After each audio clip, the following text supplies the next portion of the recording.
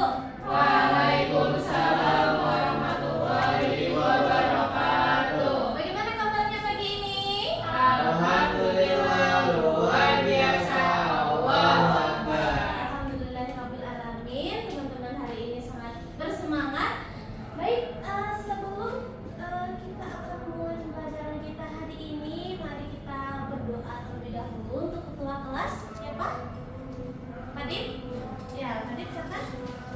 Oleh teman-teman sekalian, sebelum kita memulai pembelajaran hari ini, alangkah baiknya kita membaca doa mulai.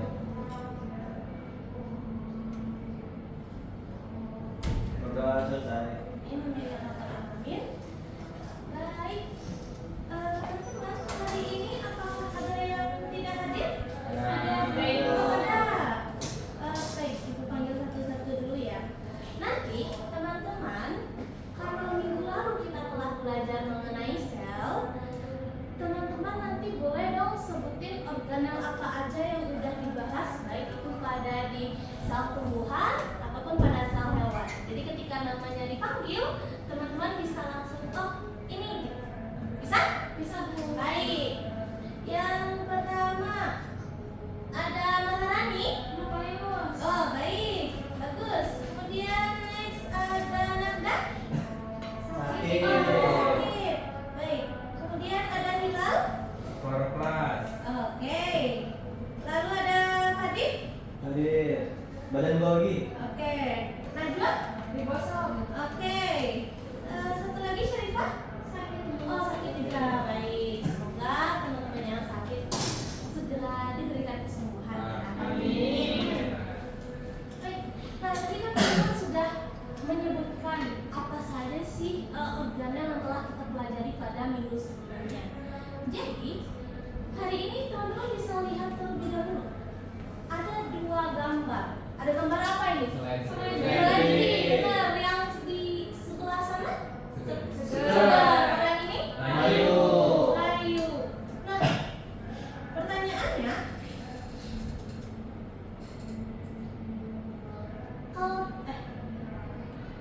kalau Saladri tadi layu, apakah semua sel yang berada di tanaman yang layu itu akan mati? Belum tentu, Ibu. Belum tentu. Berarti ada yang iya dan ada yang tidak. Siapa yang bilang iya? Saya, Bu. Oke, Fatin bilang iya. Kenapa Fatin? Karena kalau misalkan layu itu berarti selnya mati, terus Soalnya mati. nggak bisa kerja lagi, makanya layu. Oke. Berarti kalau emang layu itu berarti dia sudah tidak bisa tumbuh lagi gitu ya? Ya. Oke, tidak bisa bekerja. Kalau misalnya yang berpikir, oh enggak kok ibu, saya enggak, nah apa alasannya? Bilang? Mati semua ibu. Oh, Hilal juga berbicara dong tadi. Oke. Hilal, kenapa Lal? Karena ya udah saya mati. Iya, saya tadi mati jadinya dia lagi. Oke, Saya kira apa? nanti makanya namanya layu. Kalau yang kalau yang hipotesisnya tidak baik, mana nih kenapa? Layu kan masih bisa segar, dia Bu, artinya dia masih hidup selnya. Oke, berarti kalau layu itu masih bisa segar, jadi masih hidup selnya. Kalau Najwa? Tidak, Oh tidak juga, kenapa? karena masih ada kandungan klorofilnya Ibu, Oh, masih ada masih ada. hijau-hijaunya. Oke, masih ada klorofil. Nah, nanti teman-teman akan melihat sendiri apakah hipotesis yang teman-teman berikan ini benar atau tidak. Oke? Oke. Nah, kita akan lihat lagi. Berarti pembelajaran kita pada hari ini mengenai fungsi sel, terutama gitu ya. Karena kemarin teman-teman sudah belajari apa aja struktur, baik itu sudah ada prokariot kemarin, sudah ada eukariot, eukariotnya ada hewan, ada tumbuhan. Lalu hari ini teman-teman akan melihat fungsi dari masing-masing organel di dalam sel itu apa aja sih? Oke.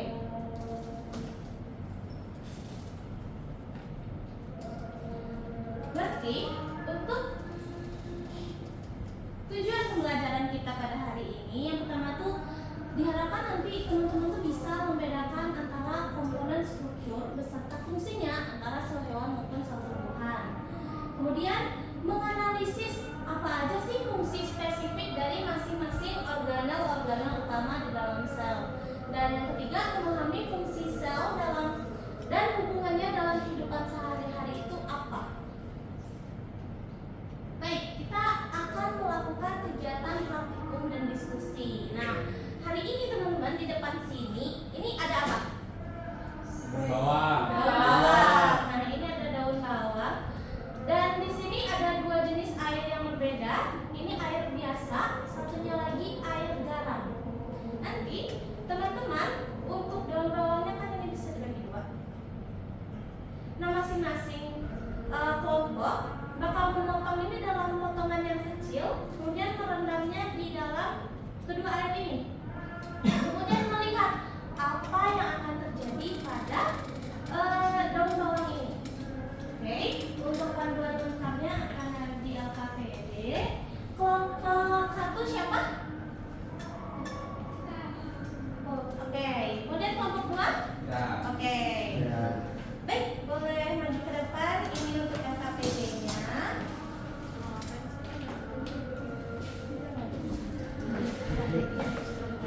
Ini usul kajian LKPD.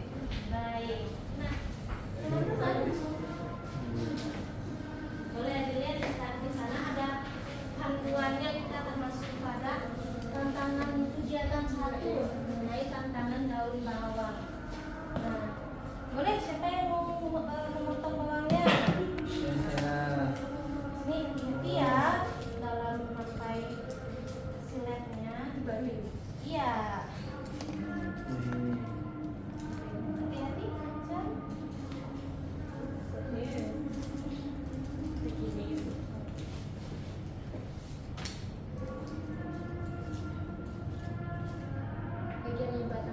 Bagian batangnya dipotong kecil saja, memanjang.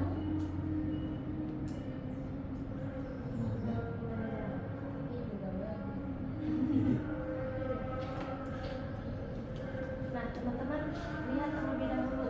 Itu kalau dipegang keras gitu nggak sih? Atau dia udah Keras. masih keras ya? Ya. Oke. Ya, ini yang garam, ini yang biasa. Boleh biasa dulu. Nah, coba-coba gantian. Ya.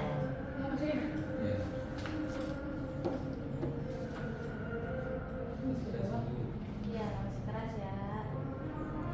Itu yang kelompok dua.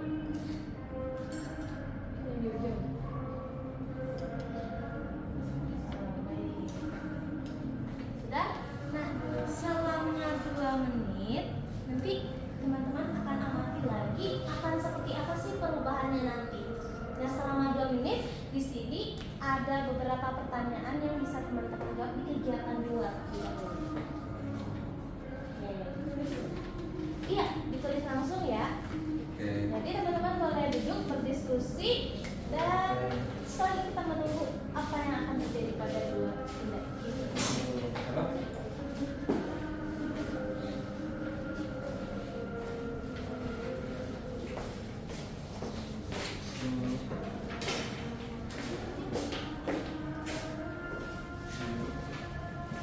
Itu yang kegiatan gue, Iya, yang kegiatan 2. bukan yang analisisnya. Analisis.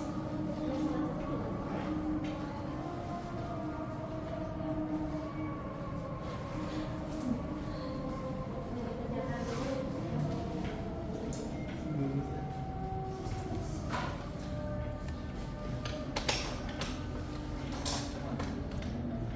Ternyata.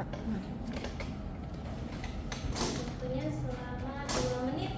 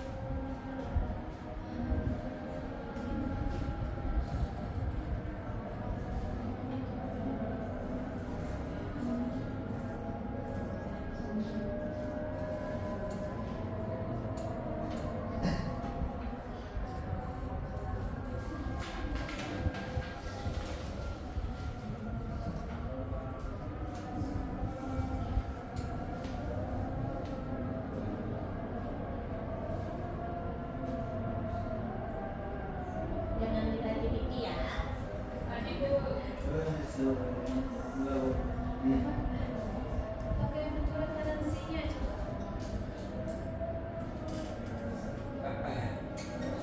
Bagian kedua ada di bagian ini. Nah,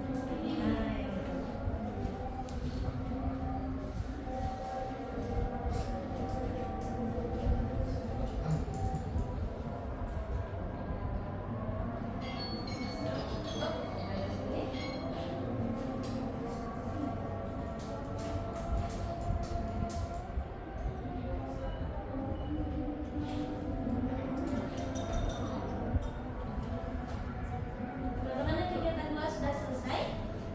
Oke. Ini belum.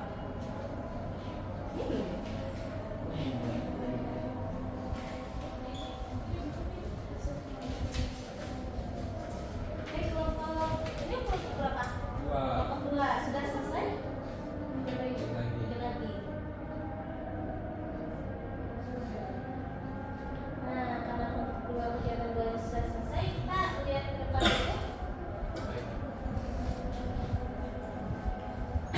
Selagi kelompok 1 menyelesaikan LKPD-nya, kelompok 2 boleh maju dulu. Kita lihat nih, benar nggak sih apa yang terjadi pada daun bawang kita? Nah, tadi punya kelompok 2 yang mana? Iya, kayak ini. Sama nanti itu coba diangkat si seperti tadi. Terus ya, masih kelas. Itu gimana? Lunak ya dia. Hasil pengamatannya boleh ditulis di LKPD-nya. Baik, baik, langsung tulis. Kelompok 1 sudah? Sudah. Yuk, kita amati dulu. Tadi punya kelompok 1 yang mana? Ayo. Baik, itu. Nah, coba diangkat. Masih keras. Yang ini? Oh, itu lembek. Hasilnya teman tulis di LKPD.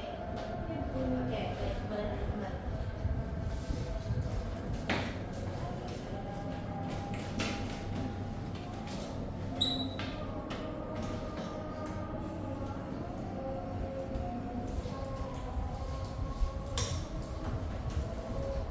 Sudah selesai?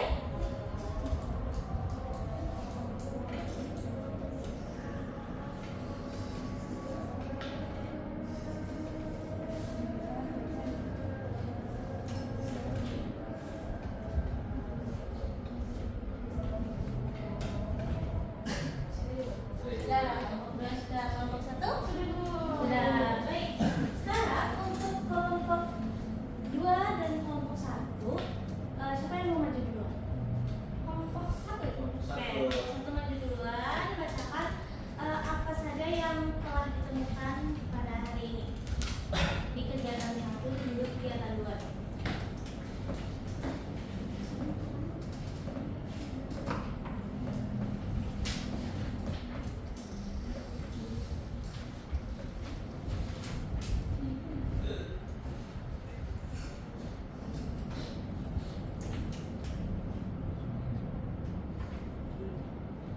Pertama itu pertanyaannya, mengapa irisan daun bawang di kelas B berubah menjadi lemas melengkung? Kemana perginya air yang ada di dalam sel daun bawang tersebut? Jawabannya, air keluar dari irisan daun bawang keluar dari sel karena konsentrasi air garam lebih tinggi daripada di dalam sel tumbuhan. Terus kedua pertanyaannya, meskipun daun bawang di gelas B menjadi lemas, mengapa bentuk fisiknya tidak hancur lebur atau gepeng habis? Organel apa yang menahan sebetulnya? Jawabannya yaitu dinding sel. Oke. Selanjutnya tadi berdasarkan hasil pengamatan itu yang di gelas A dan di C itu masih kaku, kalau di air garam itu udah kaku. Terus untuk menjodohkan, Iya. jadi di soal menjodohkan tadi direktur utama dan mengatur seluruh jalan aktivitas itu kita jawabnya terus. Terus gerbang pos keamanan pabrik itu kita menjawabnya member sel, kemudian alat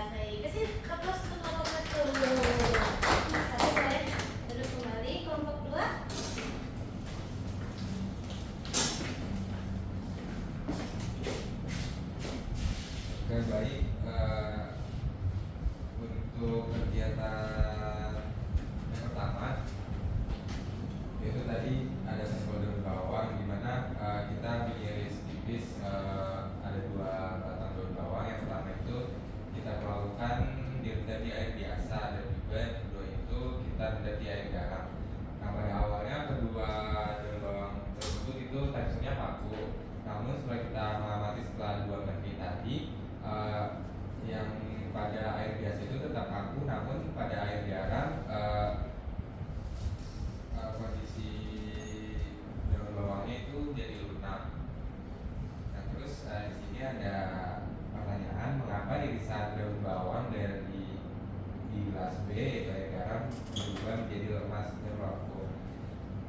Kemana perginya air yang ada di dalam sel daun bawang tersebut? Jadi karena terjadi proses osmosis di mana air garam memiliki konsentrasi yang lebih tinggi, maka air pipa bola ini berpindah. Terus yang kedua, meskipun daun bawang di gelas B menjadi lemas, mengapa bentuk fisiknya tidak hancur lebur atau gepeng habis? Organel lemak apa yang menahan strukturnya? Jawabannya yaitu gimisa.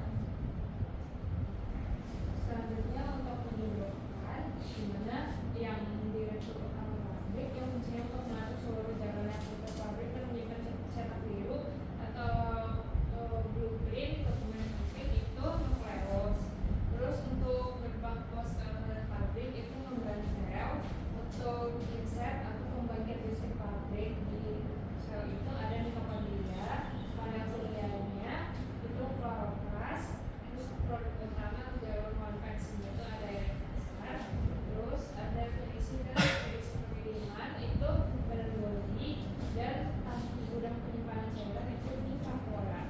Dan berdasarkan strategi pabrik data, sebutkan 2 komponen pabrik yang hanya dimiliki oleh satu lot tetapi tidak dimiliki oleh satu lot. Jawabannya human cell dan kloroplas. Baik, kita kasih plus dulu ke kelompok 2.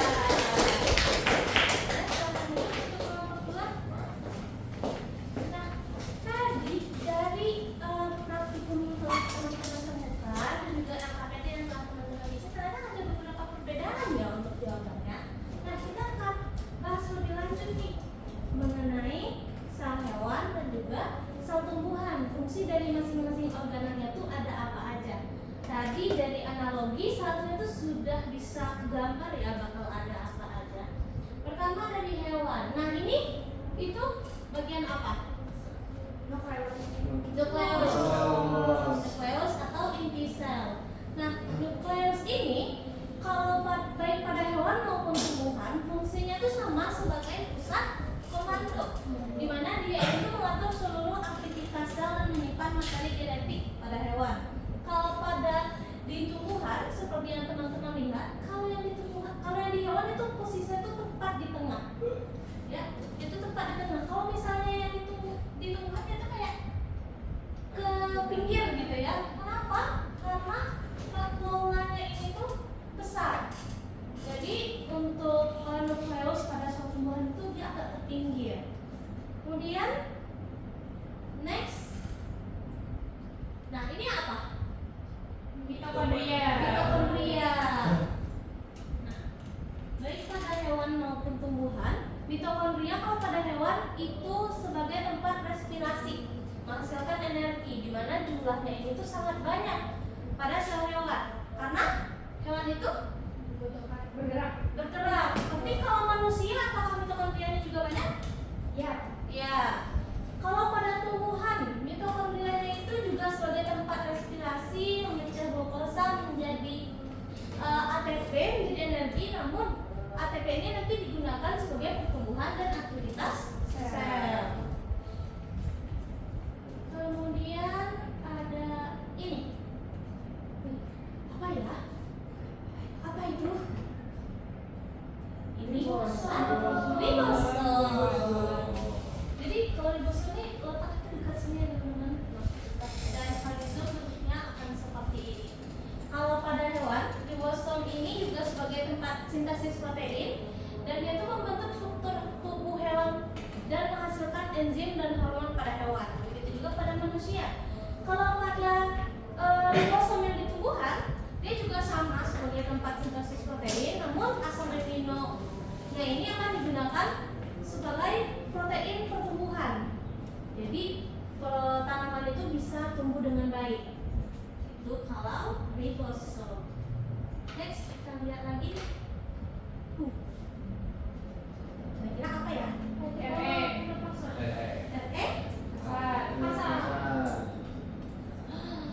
Bodi. Tidak.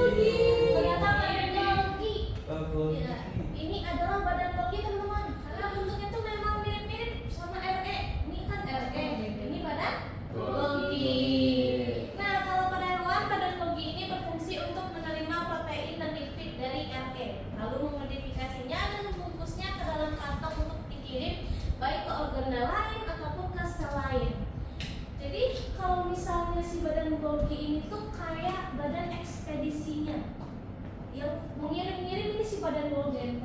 Ya, JNT-nya sel itu badan Golgi.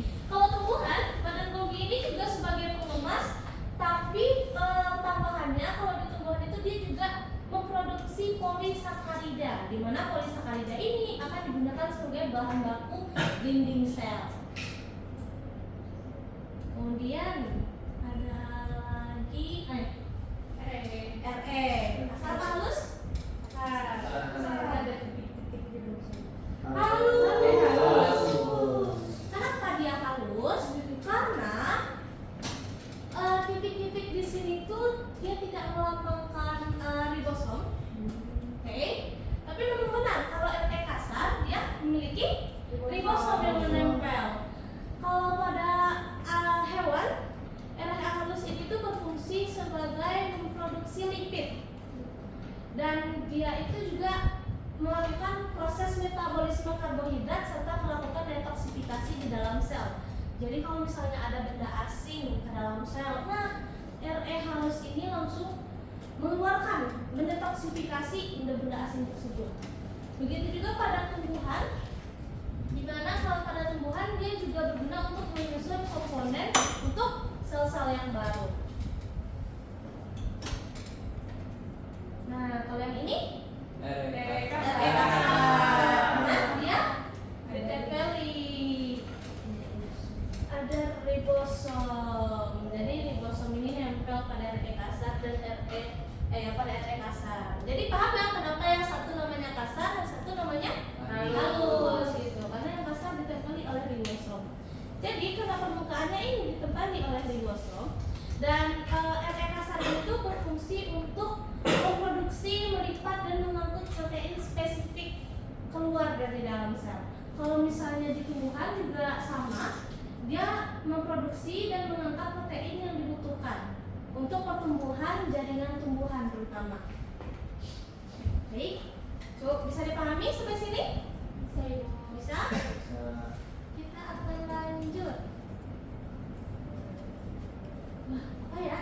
Vakuola. Benar. Nah, ada perbedaan yang sangat signifikan pada vakuola hewan dan vakuola tumbuhan. Apa itu? Ukurannya. Ukurannya. Kenapa? Kalau misalnya yang hewan itu dia kecil, kenapa?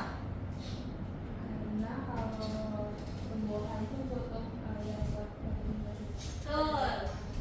Kalau hewan dia tidak, ini di sini disebutkan vakuola pada hewan itu dia memiliki fungsi yang spesifik, seperti vakuola makanan, berarti dia untuk mencerna makanan. Kalau vakuola kontraktil, dia tuh untuk mengeluarkan sisa-sisa zat cair dari dalam sel. Nah, kalau di tumbuhan, vakuola ini tuh terkhusus dia tuh untuk menyimpan air.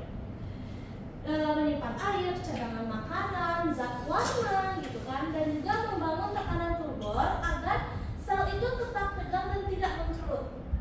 Nah, pada praktikum yang kita lakukan tadi, berarti yang bermasalah ketika daun-daun ini dimasukkan ke dalam air garam adalah bagian vakuolanya. Berarti air garam tadi menarik air yang berada di dalam vakuola. Nah, setelah masih ada satu lagi. Nah, apa ini? Membran. Kalau pada hewan, membran ini merupakan lapisan yang paling luar, dan dia itu berfungsi mengatur keluar masuknya zat dan mendeteksi rangsangan luar serta bersifat elastis. Kalau pada tumbuhan, membran ini belum yang paling luar, dia masih dibatasi oleh dinding sel. Nah, di sini ada tabel apa aja yang sebenarnya ada nih pada tumbuhan, namun tidak ada pada hewan. Ada pada hewan, namun tidak ada pada tumbuhan. Pertama ada dinding sel. Nah, di sini kalau dinding sel itu dimiliki oleh sel tumbuhan. Fungsi untuk memberikan perlindungan dan mempertahankan bentuk sel. Kalau pada sel hewan tidak ada, karena sel hewan ini dia memiliki bentuk yang fleksibel. Kenapa harus fleksibel? Karena sel hewan itu bergerak banyak. Kita bergerak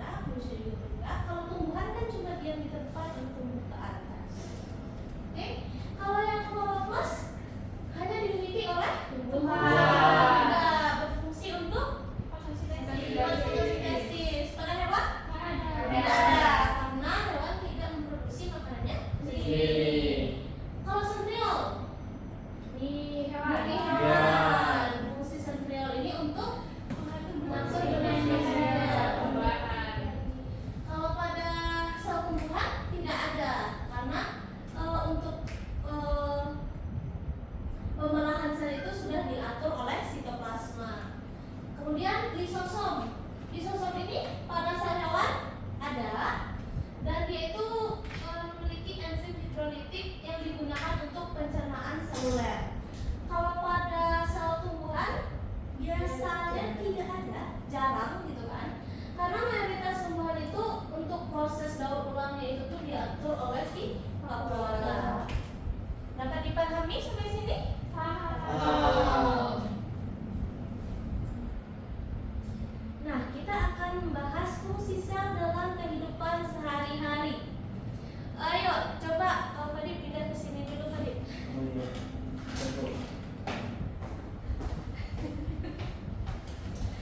Coba kita cubit Najwa. Ilham juga, coba cubit Fadip. Aduh. Nah, ketika mencubit bagian kulit ini, apakah yang dicubit rasa sakit? Ya. Iya. Lalu kulitnya itu tuh apakah tetap atau mengikuti arah pencubitnya? Mengikuti arah pencubitnya. Kalau misalnya pada kayu, kalau misalnya bawang ini kayaknya masih hancur ya kalau kita cubit. Kalau pada bawang ini juga kalau misalnya kita pencet dengan tekanan normal ya, coba dipegang. Ini satu, maaf. Satu lagi. Nah, ini kalau misalnya dipencet-pencet gitu, tapi jangan keras-keras ya, karena itu daun bawang biasa. Dia berubah nggak tekanannya? Enggak. Enggak. Enggak. Nah, di sini teman-teman bisa memahami kenapa si tumbuhan memiliki dinding sel, sehingga karena dia tuh memiliki dinding sel, bentuknya itu tuh tidak berubah. Karena mereka memerlukan bentuk yang tetap agar dapat tumbuh dengan baik. Kebalikan nih sama manusia, begitu kan, ataupun hewan, seperti kulit teman-teman yang tadi dicubit. Nah, ketika hal itu terjadi, maka sel-sel kita itu yang tidak memiliki dinding sel itu tuh otomatis mengikuti kemana arahnya. Jadi membran plasma tadi itu atau membran sel itu tuh memang tidak dapat mempertahankan bentuk sel itu sendiri. Seperti pada praktikum minggu lalu nih, kayak sudah ada teman-teman itu melakukan epitel ya, menguji pada epitel pipi. Nah, pada epitel tersebut teman-teman juga lihat kan bentuknya tuh berubah menjadi tidak beraturan, tidak selalu tetap. Nah, itulah bagaimana kita bisa melihat, oh ternyata fungsi sel itu bisa kita lihat ya dalam kehidupan sehari-hari. Nah, bagaimana? Apakah hipotesis sebelumnya benar? Benar. Siapa yang benar? Apakah jawaban iya atau jawaban yang tidak? Tidak. Tidak. Tidak. Yeay. Tidak. Ye, berarti Maharani sama Najwa Ya. benar. Kenapa? Kan tadi kalau kata Fadip, kalau Rayu dia memang ya udah nanti gitu kan. Ternyata begitu juga sama dengan praktikum yang telah kita lakukan ketika si sel tumbuhan itu layu, berarti cairan yang berada di dalam sel itu berkurang. Berarti formulanya nanti masih bisa menyimpan cairan lagi begitu. Maka hipotesis yang benar adalah yang ketiga. Nah, dalam Quran surah Al-Infitar ayat 7 disebutkan bahwasanya Bismillahirrahmanirrahim alladzi khalaqa fasawwaka fa'adala, disebutkan yang telah menciptakanmu lalu menyempurnakan kejadianmu dan menjadikan susunan tubuhmu seimbang. Maka Allah Subhanahu wa taala itu telah menciptakan bagaimana kita itu dengan sebaik-baiknya. Begitu juga dengan sel tadi, begitu juga dengan organel-organel yang memiliki fungsi spesifiknya masing-masing. Maka Allah telah mengatur kita sedemikian rupa sehingga kita bisa menjadi manusia yang lain. Nah, untuk kesimpulan, jadi ada yang ingin menyampaikannya terlebih dahulu? Ada yang membacakan kesimpulannya? Tadi. Ini yang Oh, baik Ibu. Jadi kesimpulan pada pembelajaran hari ini itu, sel merupakan unit fungsional terkecil kehidupan yang beroperasi layaknya sebuah sistem terpadu di mana setiap organel memiliki spesialisasi fungsi yang saling mendukung untuk menjaga keseimbangan sel. Berdasarkan hasil pembuktian praktikum, stabilitas fisik tumbuhan dikendalikan oleh aktivitas vakuola yang di dalam mengatur tekanan turbo cairan serta dinding sel yang memberikan proteksi mekanis agar morfologi dinding sel yang memberikan tumbuhan tetap kokoh. Diferensiasi organel inilah yang memberi karakteristik nama hidup keberadaan dinding sel dan menjadikan tumbuhan bersifat statis dan autotrof. Sedangkan ketiadaan dinding sel Sudah hadir, terima kasih. Nah, ini adalah refleksi diri yang bisa teman-teman lakukan nanti, bisa dikerjakan di rumah sebagai PR ya. Nah, kira-kira begitulah pembelajaran kita pada hari ini. Alhamdulillahirabbil alamin. Kita telah menyelesaikan pembelajaran kita. Untuk minggu depan kita akan membahas lagi, yang kita akan berpindah masih pada sel, namun kita akan bahas bagaimana